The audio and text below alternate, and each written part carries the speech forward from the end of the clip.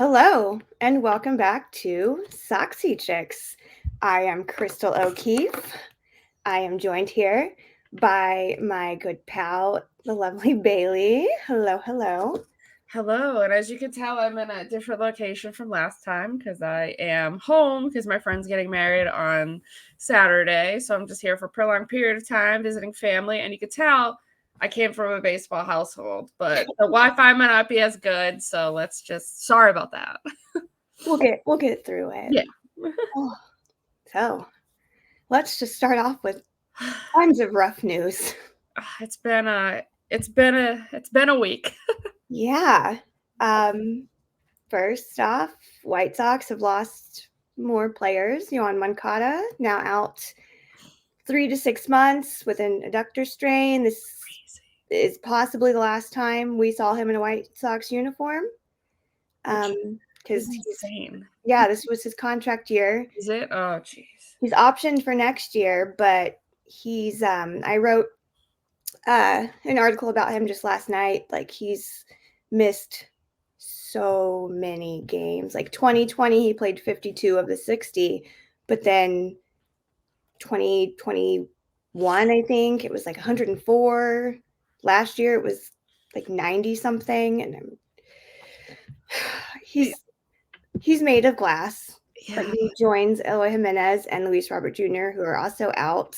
That's like your best players.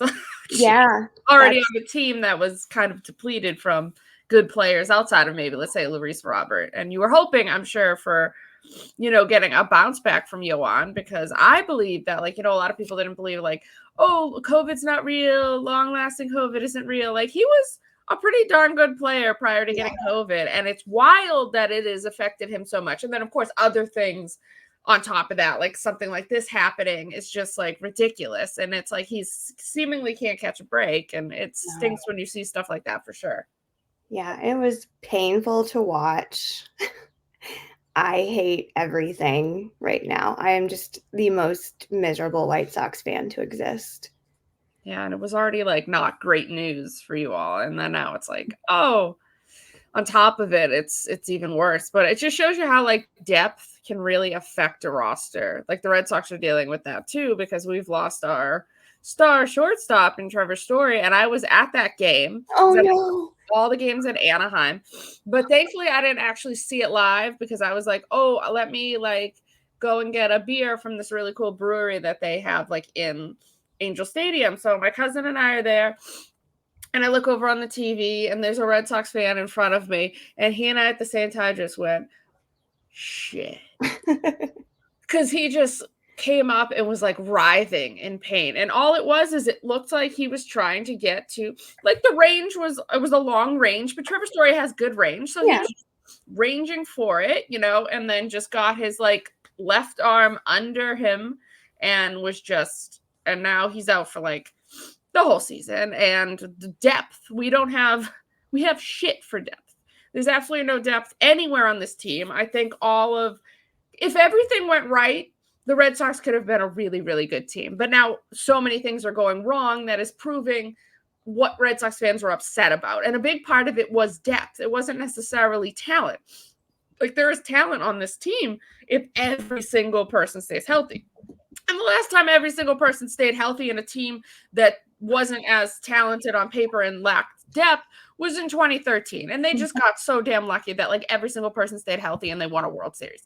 Could that have happened in 2024? Probably not. But could they have stayed healthy and gotten to the playoffs and then you don't know what happens? Absolutely. But now already dealing with major health issues on a core part of, and then our defense is just completely shit itself after. It was just I didn't realize that. I know how vital Trevor Story was, but I didn't know how vital he was to every single person that plays in the even in the outfield. Our outfield has looked terrible lately too. It's oh my God, I can't. Yeah, I was so bummed when I saw the Trevor Story news. And he was crying after, because he's the type of person that a lot of people, you get the assholes that are this is turning out to be a lot like Chris Sale. It's well, one, how about you just let the man have a freak injury for the love of God? It's not he went out there and he's you know what? Can't wait to burst my arm today and collect millions of dollars. No, both Trevor Story and Chris Sale are the type of people that will look back on this, and sure, they're not going to give their money back, because who would? You're stupid. Contracts, you earned it. You signed on the dot. But they're going to truly feel bad, because they're the type of guys that want to be on the field, that want to compete, and want to contribute to the team that they pretty much invested themselves in too. We didn't just invest in you. Like Trevor Story was so excited to play for the Boston Red Sox. And the fact is that he's just hasn't been able to stay healthy, and a lot of them have been freak injuries. If you really look at the time that he played in Colorado, he averaged like 150 games a season. And now it's like you come to Boston and it's like, oh, great. Can't say, like, even Chris Sale was always the model of health, pretty much. Even his 2017 at Fenway, like, he even said, he's like, that was probably my best season I've ever pitched. Yeah. And he played so well. He was healthy. He made his starts. Like, it happens. And then, unfortunately, bad shit happens too. But we just can't control these things, and they no more than they can control it. Yeah. And, I mean, with Moncada, Pedro Grifol put him out there knowing that he had like a groin strain, and still let him at bat. Oh, Willow found his squeaky toy. Like they still let him bat. They still let him run to first, knowing he was already sore. Yeah, now it's even worse. That's the issue too, is when they like sort of play through injury. Like with the Red Sox right now, I think that Devers still has a shoulder issue, because Devers, like in spring, I understand it's spring training, but there's a difference between like hitting well in spring training and just looking so locked in and so comfortable. And he changed his stance, and his hands are down more, and he looks like he was just getting to the ball quicker. And you're like, oh my God. And then in that first series in Seattle, he looked really good too. And then he had a shoulder injury, and he has not looked the same. But he's the type of guy that, he doesn't ever want to come out of the lineup unless it's like, oh no, you 100% like cannot play. And it is more detrimental, but at the same time, it's like he wants to be out there because this lineup completely changes when Rafael Devers isn't in there, even if he's hurt. But yeah, and it's like, with them not playing it to 100% is also just, it's unfortunate when you see them play hurt, whether or not it's their own choice or, a manager makes that choice for them. Yeah. And on top of all of these injuries, now we've got people bickering about the pitch clock, and if that is what is affecting these pitchers that are just going down. I saw someone else arguing. They're like, no, this happens every single year. And I'm like, but no, does it? Because this is excessive at this point. Yeah. I think it's like a lot of things at once. I'm not necessarily going to point towards the pitch clock. I'm not going to point toward, I think the one thing you could mostly point towards would be the fact that these guys, money is so based on their performance, and their performance is that they have to throw harder than they've ever thrown before with like spin. So like they go somewhere like Driveline. Again, I'm not blaming Driveline for like revolutionizing all of this and figuring out a way to tick up speed and spin and all that stuff. It's like people that have gone down more recently, like with Shane Bieber and now Nick Pivetta. Thankfully, like at least at this point with Pivetta, knock on wood, it's just the flexor strain. They said no UCL damage or anything like that, which is amazing.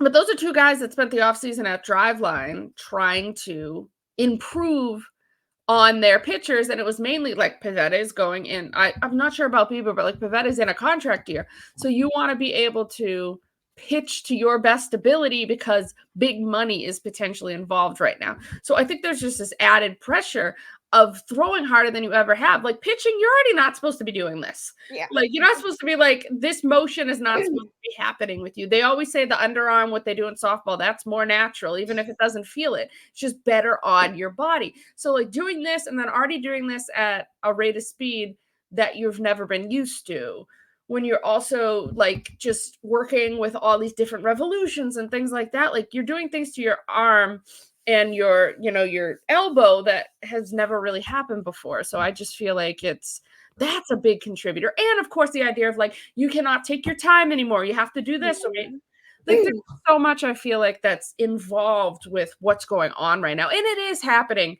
at a greater rate of like speed that it ever has happened. Or yeah, sure, Tommy John's been around since Tommy John was around.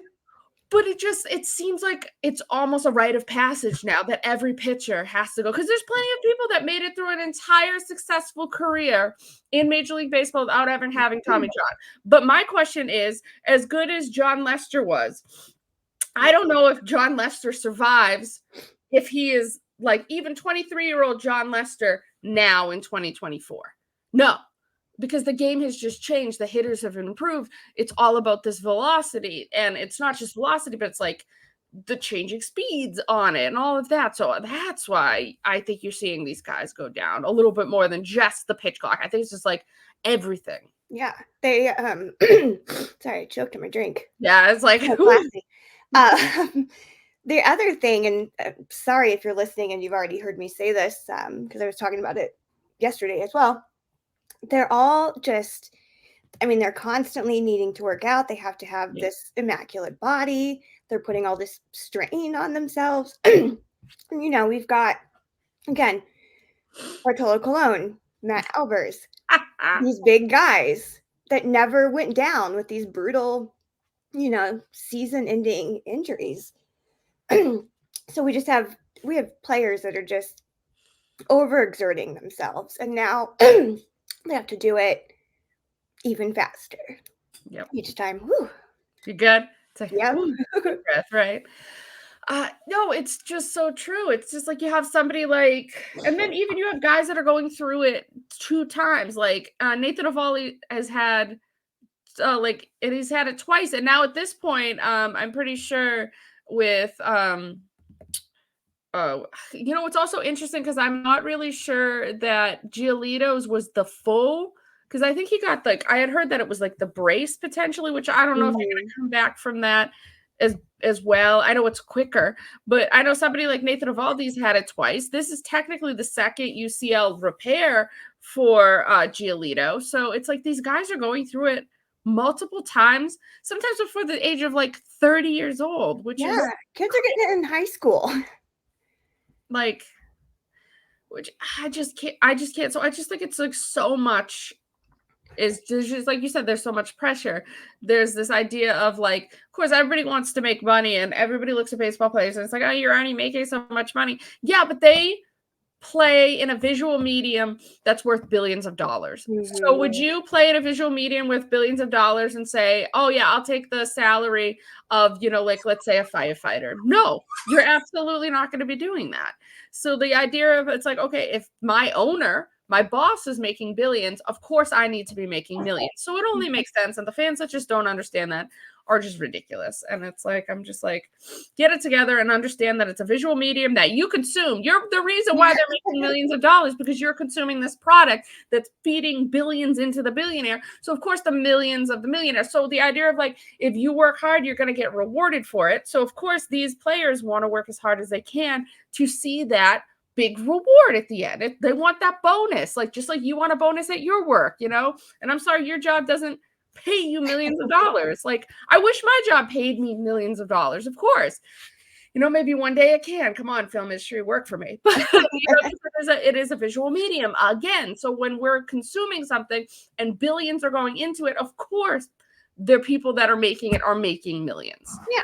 So. You also have to think they're playing, you know, usually not pitchers necessarily, but these players are playing 140, 150 games a season. That's a serious toll on your body, even if you're like in the best of shape. Yeah. So yeah, when, like you said before, like last time when you see these people that are around our age still playing the game at elite level, you're like, damn.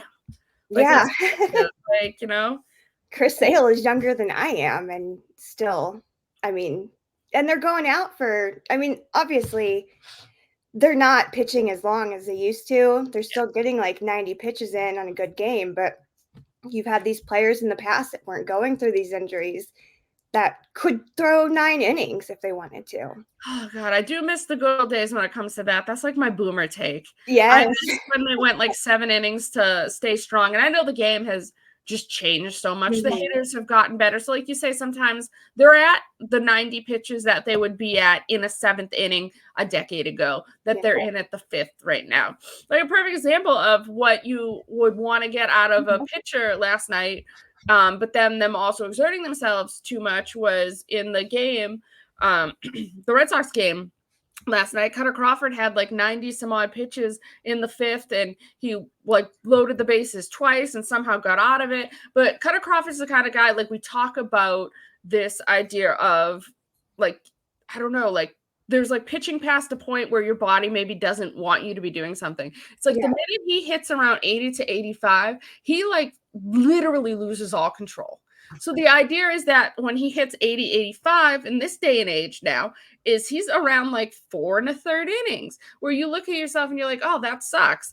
But because the hitters are just so much better, they're making him throw more. Whereas maybe if this were 10 years ago, that 80, 85, he'd maybe be 6 1/3. And you're like, oh, wow, that's a pretty good start. But now we look at it, we say you go 5, you're eligible for your win. That's all we want. And then you see the bullpen just being taxed so much too. Yeah. Like the Red Sox bullpen imploded last night. It was the first time that they've done it all season. And I think Dave O'Brien, who calls the Red Sox games, is a fucking jinx. I hate him so much. He comes out and he's like, you know what? Chris Martin has just been so fantastic. It's been like 42 innings pitched over the last like season that he's been in Boston. And I think it's been 2 earned runs. He looked terrible last night, giving up home runs. Granted, the Red Sox defense was also terrible.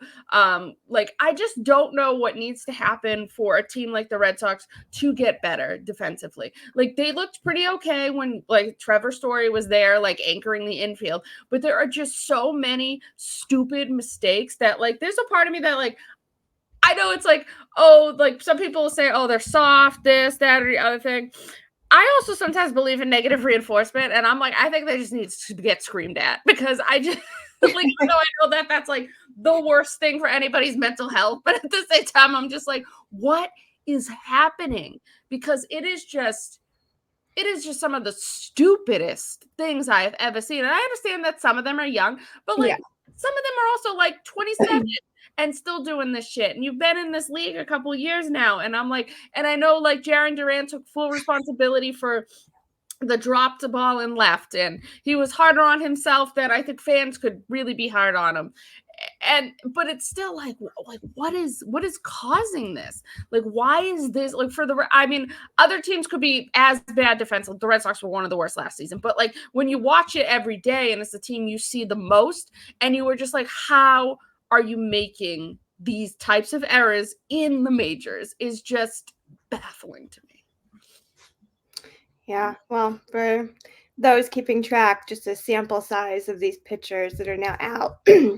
Framber Valdez, there we go. Spencer Strider, Nick Pivetta, Yuri Perez, Shane Bieber most recently. And then you've got people like Garrett Cole, Justin Verlander, and Robbie Ray that are going to miss a significant time this season. Not as brutal as, the Spencer Striders and all that. But and Kershaw, we always forget that Kershaw's a pitcher, because he won't be back at least until I think past the All-Star break. I mean, the Dodgers don't need Clayton Kershaw. He can just have some fun. Enjoy himself. But these other teams need, like, Houston's already off to a terrible start. Like, when they're hopefully going to get like JV back soon enough for them. But then Framber goes down. So there's just, it's like these teams, like, again, depth are the issues, but like the Red Sox depth is even worse within it, because, other people are like, oh, because I got this guy being like, other teams have not the greatest depth too. I'm like, okay, cool. The Yankees just won Garrett Cole, like lost Garrett Cole, and they're like 10-3 right now. Yeah. I think they're off to like too hot of a start, and they're going to eventually burn out. I think it's going to catch up with them. They're not as good as this, but the thing is, their pitching depth, while not the best, was still way better than anything the Red Sox had. The Red Sox go down, Nick Pivetta goes down. Holy crap, we got to call up like Cooper Criswell from AAA. Nobody's ever heard of him. Pitched well in the spring, but still, it's like the depth was just so thin for the Red Sox, whereas other teams have slightly better depth. I'm not saying that everybody just has Cy Young winners to come up when they go down, but like the idea of like Spencer Strider going down, the Braves will be okay. The Braves are going to cruise to winning the NL East. So like that's not a problem too, because their depth is slightly better. That you can lose somebody like Spencer Strider, which anytime you say UCL, I just feel like it's not going to end up in some form of Tommy John. So I'm always like how do you truly rehab I don't know. So I feel so bad, especially, well, again, that's somebody who threw so hard and then also had like all this crazy spin as well. So you're just seeing these types of pitchers are the ones that are just having all of these issues, and it's awful. Yeah. Well, we're done with these injuries. We'll take a very quick break and come back with more positive news, I guess. Sure. Some of it. And we are back. So, not so much positive news for the White Sox, but it was kind of fun. The Naylor brothers hit homers in the exact same inning on National Siblings Day. That's cute. They did end up winning that game thanks to their efforts with a little Stephen Kwan. But yeah, that was fun to watch at least. Yeah, I mean, it's like you can at least appreciate when something cool like that happens. And the Naylor brothers are great. And they must love playing together because that's got to be the coolest thing ever. They constantly kill the White Sox every single time. Yeah, of course. That's the somehow Cleveland always finds a way to be like at least decent. Yeah. And even like losing Bieber. Again, this is early on. Sometimes I think the Yankees' record isn't indicative of how they are. I don't think Houston's record is even indicative of how they are. The Red Sox, I don't either. I think they were playing too well. So I mean, it's like you can't. I just don't think you can tell in the first 15 games. But it's fun to at least see some teams pop off, that you maybe don't necessarily expect. You get a Pittsburgh Pirates that'll get hot and eventually fizzle out. So all of that. But yeah, the Red Sox are about to get swept by the Baltimore Orioles, which, oh my God, are a great team. Look out. And speaking of Baltimore, I at least got to watch Jackson Holliday's MLB debut last night. It wasn't the greatest, but he just came up and it's like, here you go, you're 20 years old. Welcome to the show, buddy. Yeah, was he going to go 4 for 4? No. Even against Red Sox pitching, which Red Sox pitching has actually been great. So, except for the bullpen's first implosion last night, but it was really cool to see. It was weird though. His I don't think his mom or his wife were there. It looked like it was just his brother, sister, and then of course his dad. And I was just like, where's everybody else? Maybe they were like, oh, we're going to sit in a suite and be nice and warm. Yeah. But at least his brother, sister, and then of course Matt Holliday were sitting in, I think because they had Kevin Millar on the he was in the booth and he was talking and he's like, oh yeah, I'm good friends with the Hollidays, and I asked to, get them good seats. I was like, yeah, I'm pretty sure it was going to be difficult for Matt Holliday to get seats on his kid's debut anyways. Apparently he was sitting in the president of baseball, the guy that runs the team, Kennedy. I guess they were Sam Kennedy seats. So it's like, oh yeah, sitting in Sam Kennedy seats. I was like, it'd be cool, Sam Kennedy, if your team invested in, you invested in your team. That'd be fun. Yeah. And then you tell us that we're complaining. This is why we're complaining, Sam. Yeah, this is why. Did you see the video, the Call Your Dad video that the Orioles posted for Jackson? Oh, it was sweet. But some dweeb went in and ruined it. This guy has since privated his account because he was getting dunked on. Really? But some guy was like, baseball is quintessential father-son pastime, blah, blah, blah, blah, blah. It was just very dismissive of women altogether. And then he tried to pedal back, but it made it even worse. He was like, I'm not saying women can't enjoy this and blah, blah, blah. And I'm like, bro, my dad, I don't think he even watched baseball. Oh, we forced my dad to watch it. The only reason he knows anything is because he had to sit in front of the television. He wouldn't choose to watch the game, I don't think. Eventually over time he's become a fan. Mm-hmm. But he knows that it's me and my mom are crazy. And he knows we're crazy. And it has been passed down generationally through the women in my family. You love baseball. It's women belong. The Oakland Athletics have a woman on the call with Dallas Braden. There's a lot of things the Athletics are doing wrong, but that one's really cool. like you're doing really well in that one. There were women in the front office, and I love that the Marlins suck so hard after they like shit canned Kim Eng, and that's what you get. Like, Yeah. that's what you get.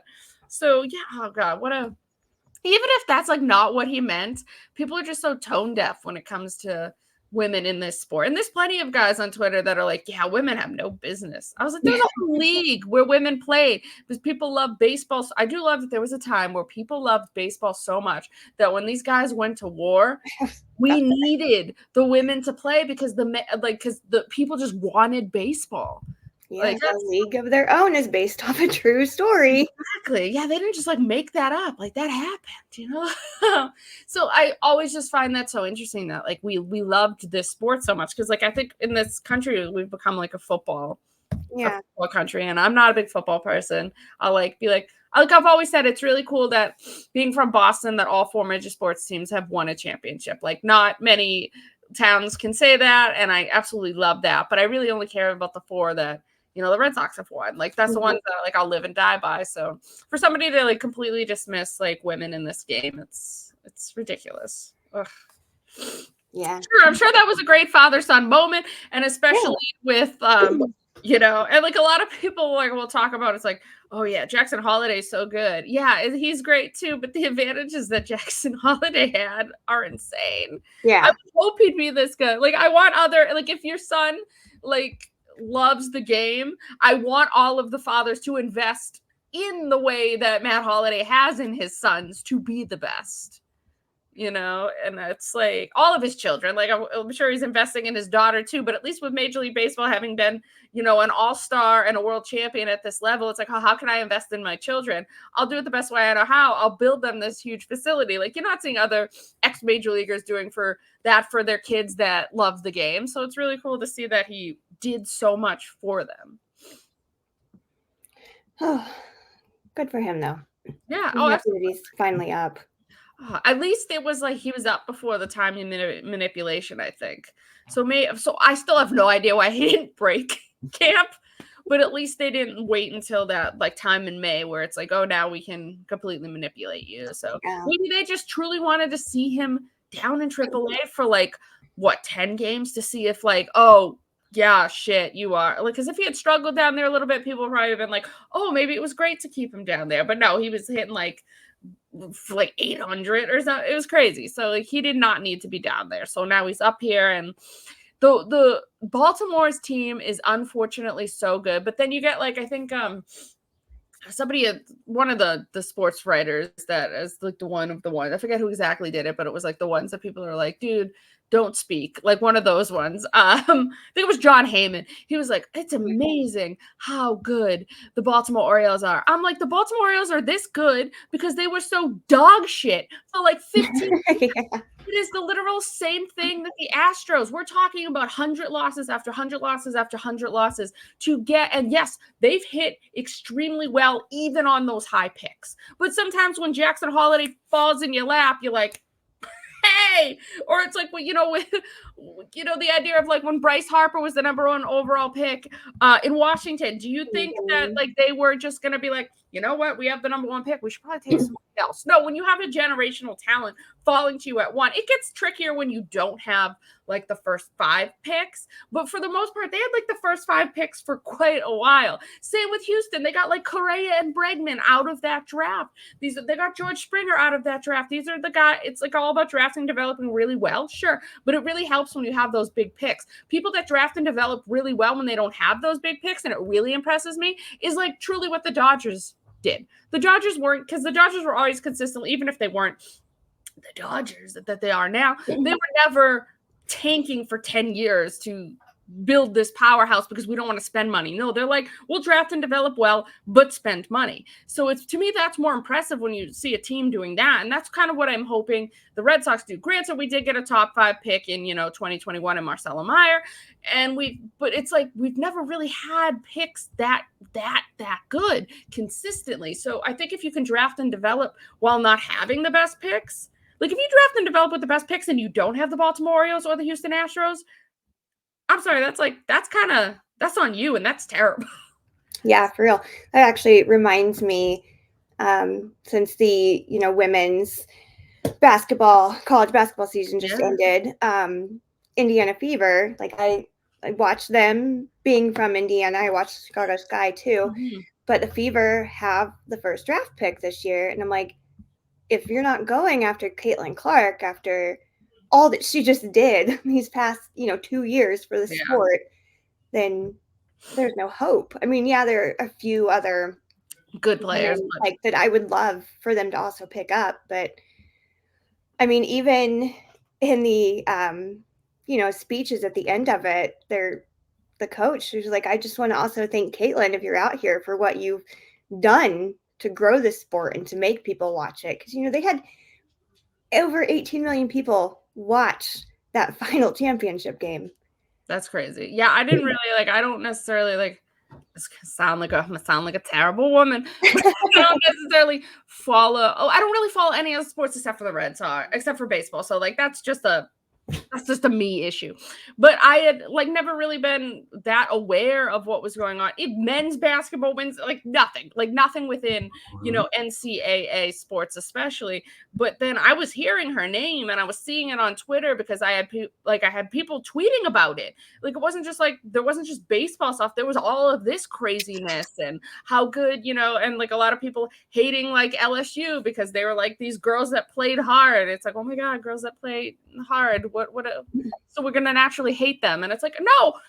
I hated that narrative, and then I was seeing Caitlin Clark, and I was oh my God, this is insane. So it's cool to see, but it's great that the WNBA exists for these grits and they're not making NBA money. But the thing is, they can still make really good money now especially that they're allowed to get in essence endorsements while in college now for everybody. So that's great. So Caitlin Clark will be fine as she goes on to her professional career. But it's still awesome that there is a whole league for these women. So once they leave college, their sport's not over. When you play softball, yeah, you can go into a women's national team, but it's not as if you can continue really your sport on a professional level the way that the WNBA is. So that's really cool that there is at least a league where you can just go on and professionally play the sport you love.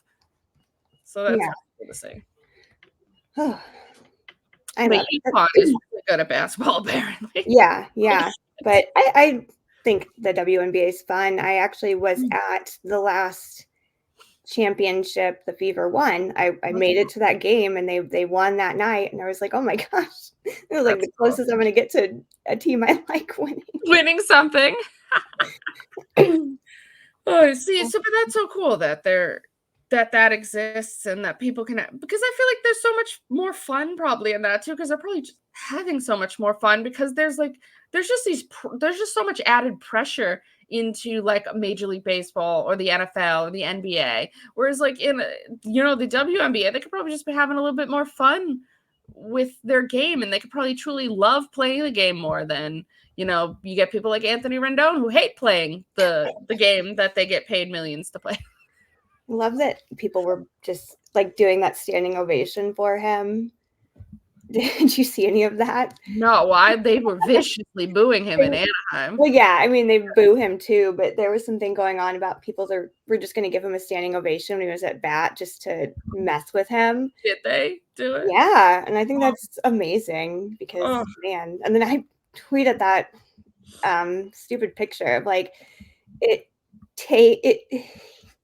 the last time he had a hit, a woman could have went through her entire pregnancy. We love that. And then, of course, I don't know why Washington is putting him at leadoff. I understand you're investing $245 million into him, but that's not helping your team, whether or not he is having so much money invested in him. Why the hell is Anthony Rendon leading off for the Los Angeles Angels, who aren't even in Los Angeles? But that's a whole other issue I have with that team. Go back to being the California Angels, please. Thank you. You're not in Los Angeles. But yeah, it's crazy that players like that exist and make so much money off of this. Yeah.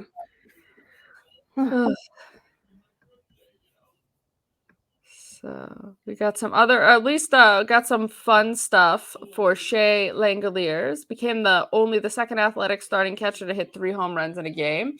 The first was the first in 99 years. Wow, that's impressive. So I guess it was Mickey Cochran on May 21st, 1925. What a great day that was for Mickey. You know, I enjoyed watching that.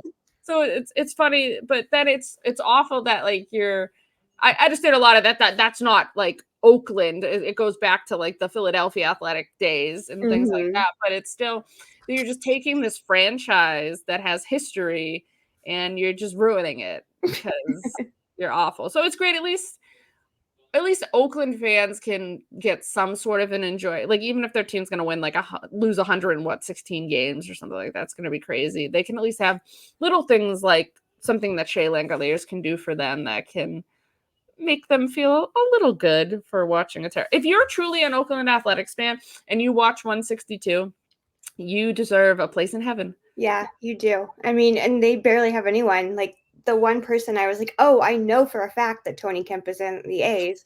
He's gone now, and then he was just optioned so that Jackson Holliday could come up. And I was like, well, I think I know like 3 A's players at this point because what do they have? It's so terrible. And like the only one that's like JD Davis. And I'm wondering if JD Davis signed there because he had won his arbitration case in San Francisco and they didn't want to pay him. So then they released him, which is so shitty.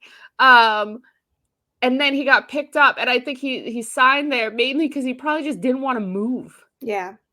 Which you kind of can't blame him when you're kind of expecting to be somewhere. You win an arbitration case, and then that team is like, nah, we're not going to pay you that. So, yeah, and then you're just like, well, shit, I guess I'll just stay home at least for this year because, why uproot everything when you can at least just for the 1 year in Oakland that they're left in Oakland, you can, because most of those guys aren't living in Oakland. They're living in San Francisco or they're living in Sausalito. So he was probably living in the same place, so he's not moving. So it kind of like makes sense for somebody like JD Davis to do that. But outside of that, you're right. It's like who's on that team? I'll find out in a couple weeks. I watched them twice actually because they also play the Mariners for the series I'm going to Seattle for. So, woohoo! I have to see that. Well, you'll hopefully see Seattle win some games. But it's crazy because it's insane how bad that team is constructed, to the fact that the Red Sox are, I understand right now as I say this, they're still over 500 and like whatever. But my thing is you're slowly creeping to the point where you're going to get to 500 and you're going to get below it and they've had issues. But like right now, it's like my faith in the Red Sox is so low for how crappy the last 2 games against a great team was. Whereas like you saw how well they played against a terrible team. And it just proves to you, like to Red Sox fans, yeah, your team's not great. Your team's going to hover around 500. Imagine if your team truly was the Oakland Athletics. And that's what the Baltimore Orioles were up until like 2 seasons ago. Because it takes time. Like, I just don't think that Oakland's necessarily going to be doing they're not doing what Baltimore or Houston did well enough, which is crazy because Billy Beane's there. But I think Billy Beane is just at this point just phones everything in and is like, oh, I'll just take this paycheck. And that's so shitty because there was a time where you were building really good Oakland Athletics teams that were better than the Red Sox, where we gave you John Lester in a trade, like where you were trying to actually truly compete. And now it's like, it's just sad to see because you don't see, at least with like Baltimore and at least with Houston as fans, you were like, you have to sit through this shit. I mean, for like 10 years, which is just awful. But like still 8 to 10 years, you're sitting through shit. But this could be the year that Houston actually falters. But there were 7 straight years that your team wasn't just good, that your team went to the championship series in their league. That's insane. And I'm not saying that's like what the Baltimore Orioles are going to do. I think that Houston thing was just insane. Like that run was just insane. But like you're going to consistently see a top tier team that can get in and around 100 wins for the foreseeable future. Whether or not they're going to pay their stars, that's a whole other thing.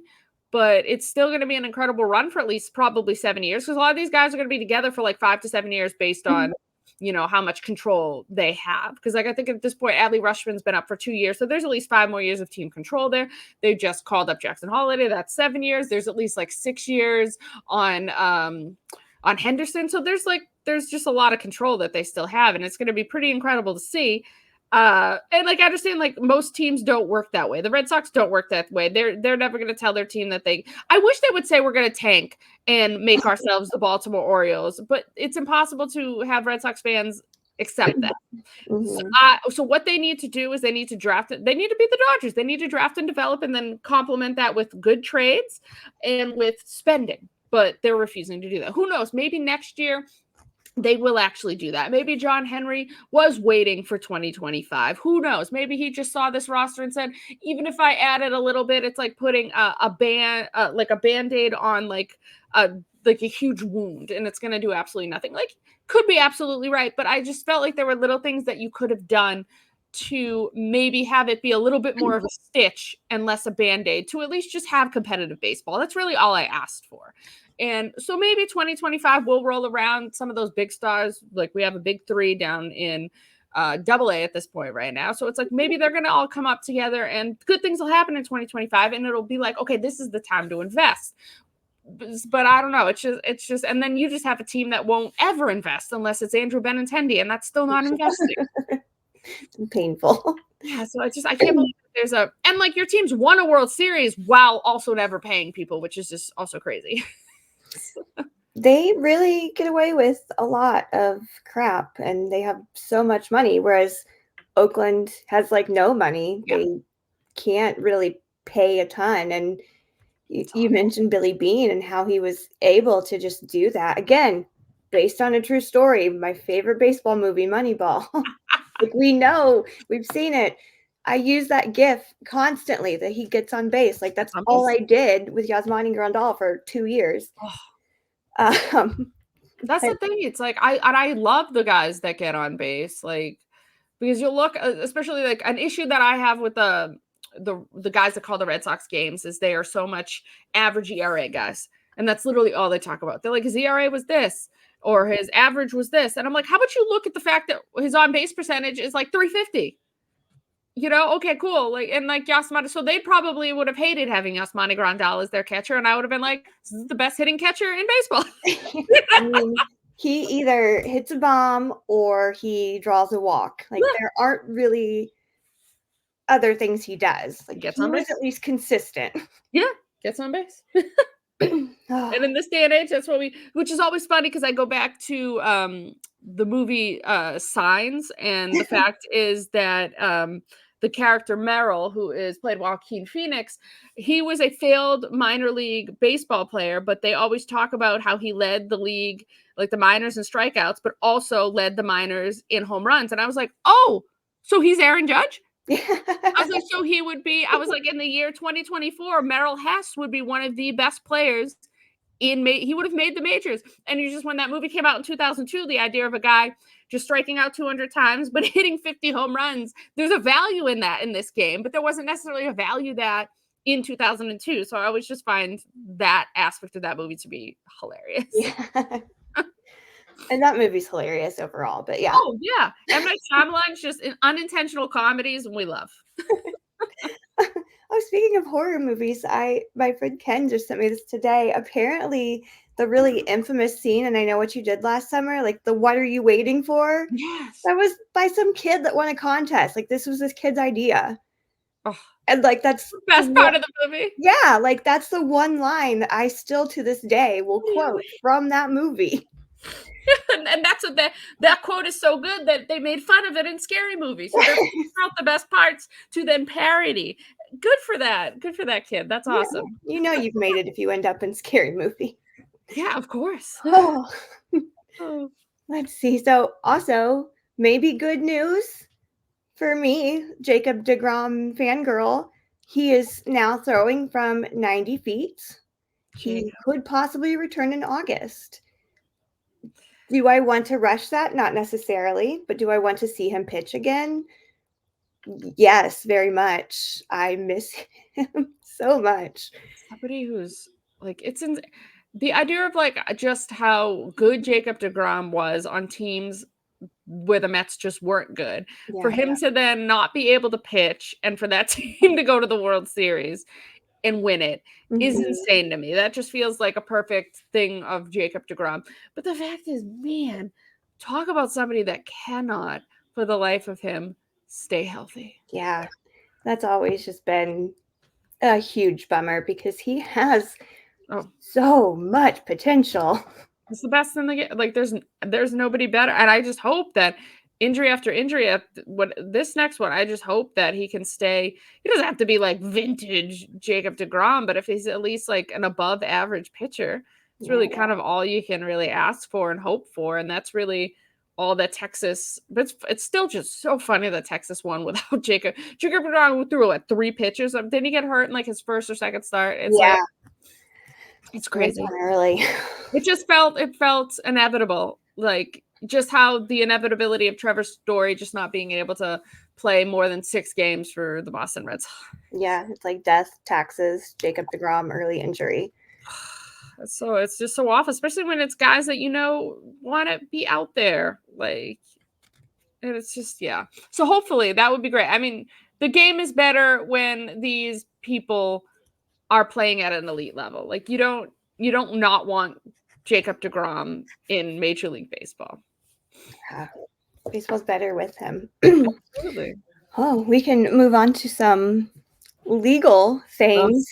Our last 2 topics deal with this. Right, the legality of baseball right now. Well, actually, let's start with Ohtani, that news, because his ex-translator is now in negotiations to plead guilty for stealing millions from him in that whole gambling scandal. It's insane because even I still at this time, I just still find it so hard to believe that he stole millions. Like I'm still on the idea of he is the fall guy right now. And this isn't me saying that Shohei gambles. I don't think Shohei gambles. I think that his translator or his interpreter had a gambling problem and Shohei bailed him out. And then they realized, oh shit, this is a big problem. So now this guy is going to go to prison for Shohei Ohtani. So Shohei Ohtani can not even have a little slap on the wrist. Insane. Yeah, I mean, it's either that or he had access to these accounts because I know I read somewhere that prior to, being a Major League Baseball player, his mom was handling all of his banking and everything else. Like she was like kind of the manager.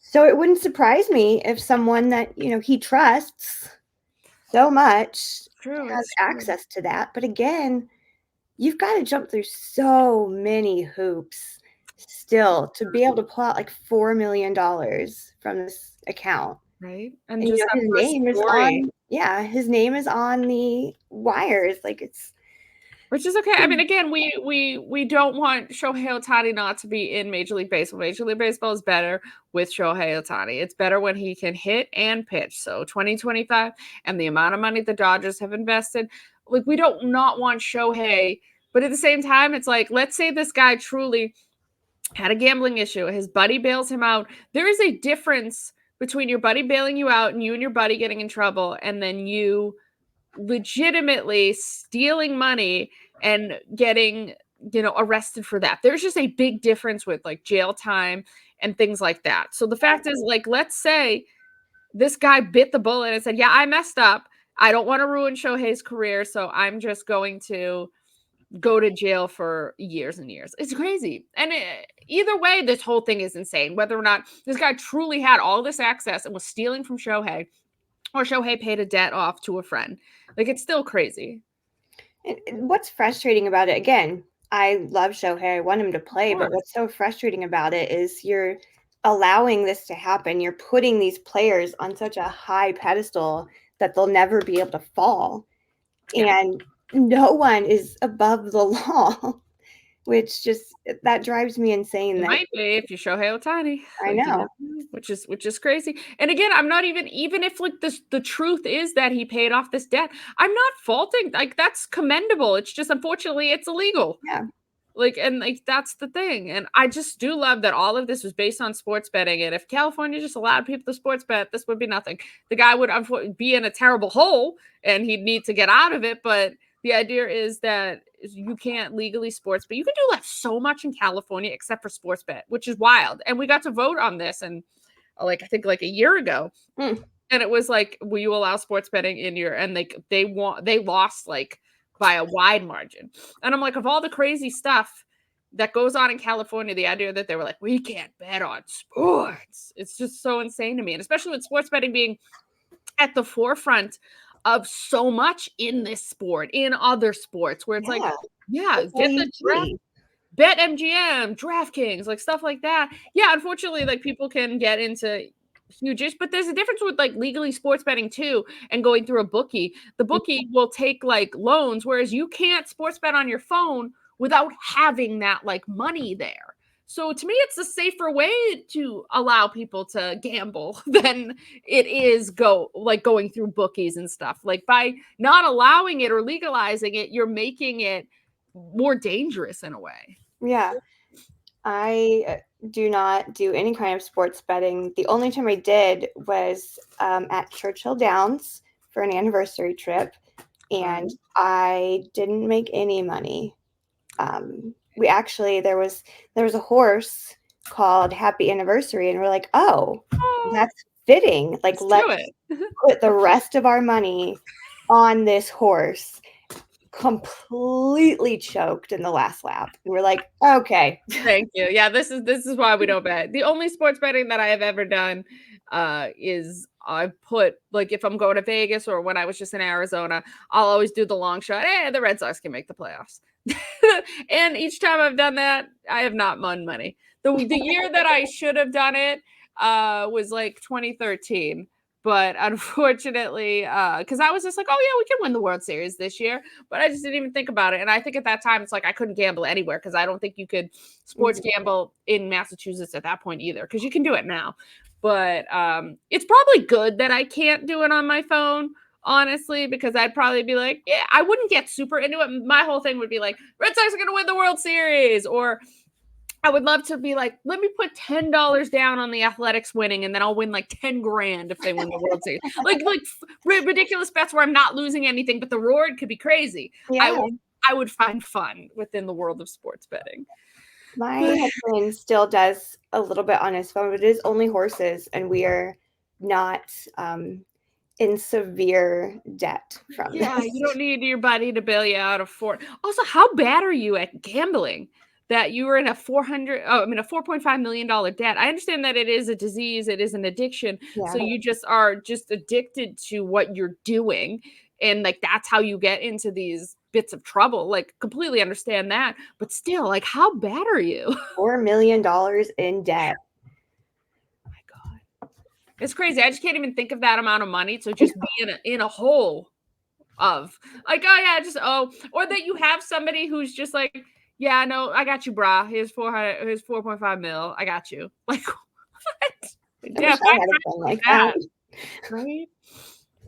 But from one Dodger to another, because the Dodgers just can't stop. I say they're so good at drafting, developing, and paying players, but they've also been not great at that when it comes to character. Again, this isn't on Shohei. I think Shohei's character is great, but with like Trevor Bauer and then Julio Urías, it's like, it's crazy. He has now been charged with 5 misdemeanors stemming from an arrest in late September on suspicion of domestic violence. He faces charges including 1 count of spousal battery, 2 counts of domestic battery involving a dating relationship, 1 count of false imprisonment, and 1 count of assault, according to the LA City Attorney's Office. Arraignment is scheduled for May 2nd. He is placed on administrative leave indefinitely by MLB after his arrest outside of BMO Stadium in LA, where he attended a Major League Soccer game. And this isn't the first offense from Julio. Like, this has been multiple. This is why and it's not like we forgave the first one, because we're never going to forgive these things. But the first one was at least handled by Major League Baseball. And if you do believe in the idea of if these guys can truly better themselves and they find that they can, and you prove yourself, there is a place because there's clearly a place for guys that have no remorse. Yeah. The idea of a guy actually takes the steps to realize that he did something incredibly wrong and he wants to better himself as a human. There is a place for that. And it seemed like that was potential. And then another incident happens. And you're like, what are you doing? You're not doing your time that you need to do. You're clearly not going to any form of therapy if you're keeping this up. And I know that was a big thing with the Clevenger deal. Like, she did not want him to face jail time and get kicked off this team. She just wanted him to go to therapy and anger management. Yeah. And she admitted, she was like, my kid eats because of his baseball career. I'm not trying to ruin that. But dude needs therapy. Like, he's messed up in the head. And clearly these players are just they're not doing that. They're not holding on to their end of the deal, which really sucks.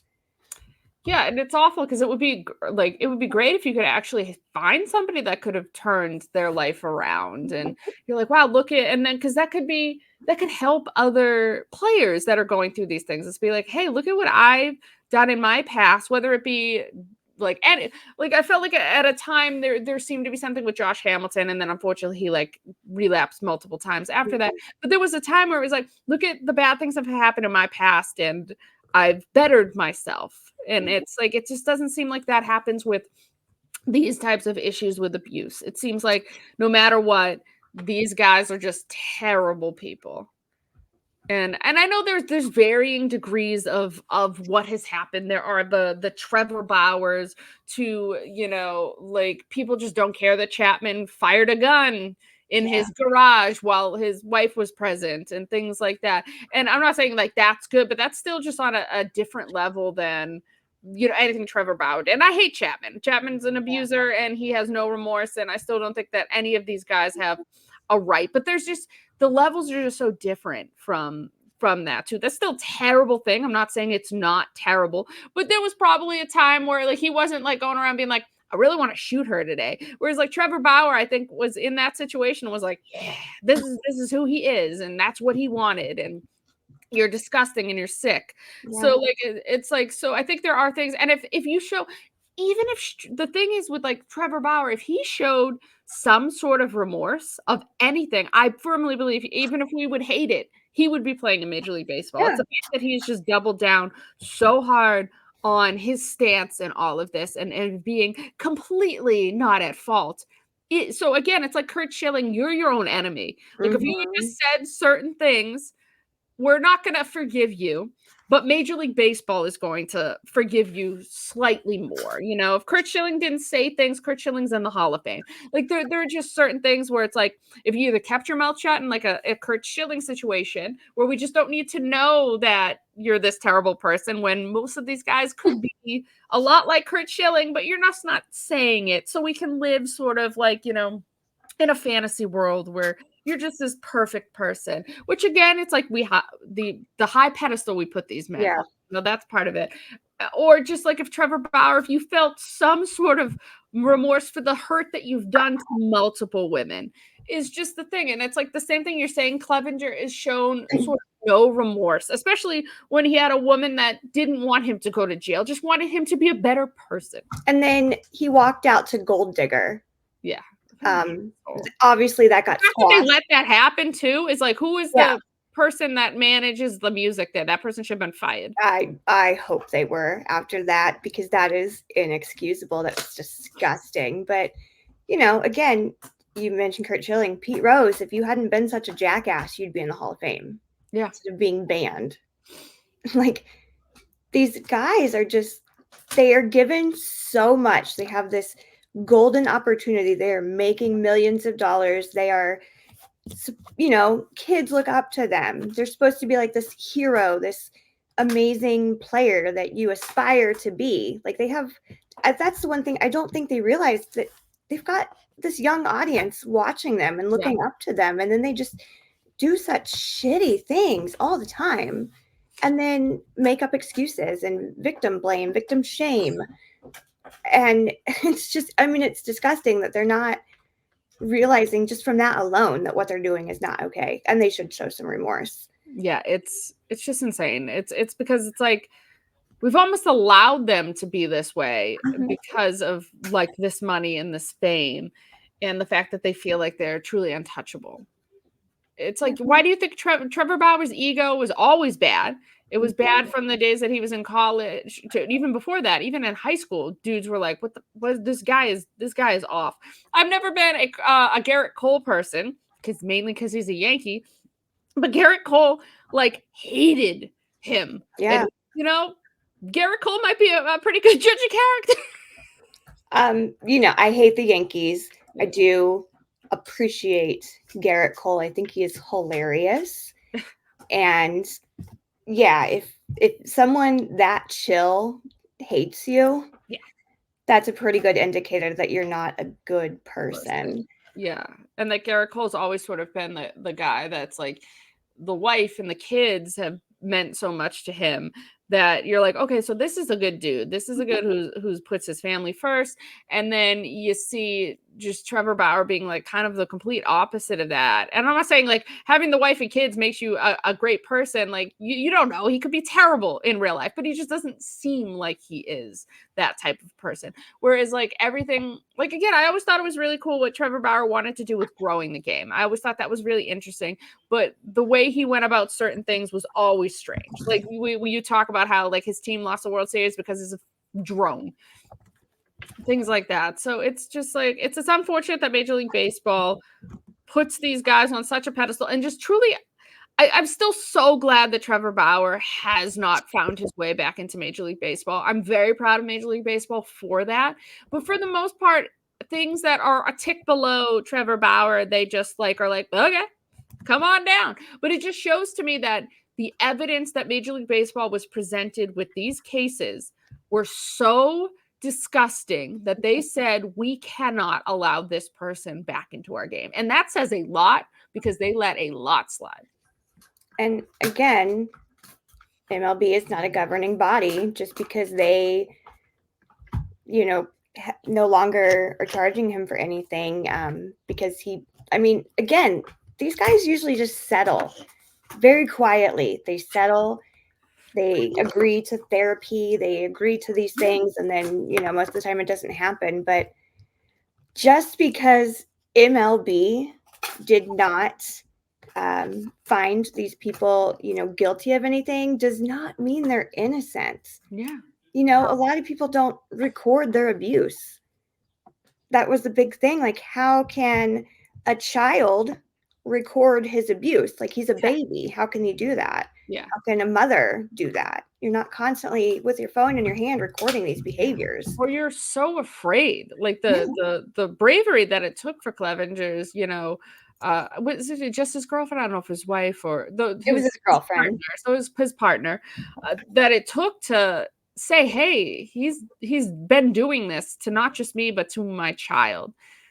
Like that's so brave. Like just think about the women that are just afraid to do this because they're afraid of what they'll do next. So that's the thing too, is that you just get these assholes on Twitter that are just like, oh, so I guess it's not, I guess it's innocent.